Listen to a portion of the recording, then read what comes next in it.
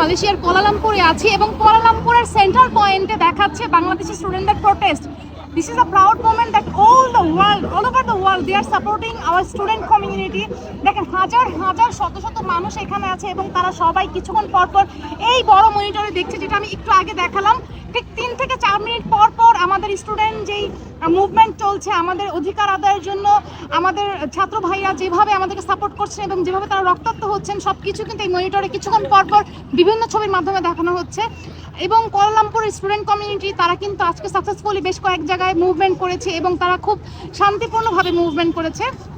এবং আমার মনে হয় যে ইন্টারন্যাশনাল কভারেজ আমাদের আরও বেশি দরকার। এখানে কিন্তু এই মানুষগুলো কিছুক্ষণ পরপর জড়ো হচ্ছে এবং কিছুক্ষণ পরপরই ঠিক এই মনিটরটাই দেখানো হচ্ছে, যেটা আমি ফার্স্ট ফুটেজে দেখিয়েছি।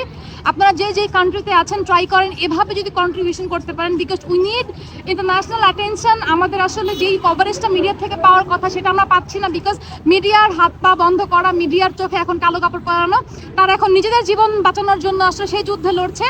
সেই মুহূর্তে আসলে এরকম মালয়েশিয়ার এরকম সেন্ট্রাল পয়েন্টে যারা জানেন মালয়েশিয়া এসেছেন বা মালয়েশিয়া সম্পর্কে জানেন, এই জায়গাটাই হচ্ছে কিন্তু সবচেয়ে বেশি হাইপ এবং সবচেয়ে বেশি এটাকে কি বলা হয় যে জনগণ আসলে এখানে বেশি যাওয়া আসা করে। সেই ক্ষেত্রে কিন্তু অনেক ভালো, কিছুক্ষণ পরপর সবাই দেখছে এবং এটা নিয়ে কথা বলছে।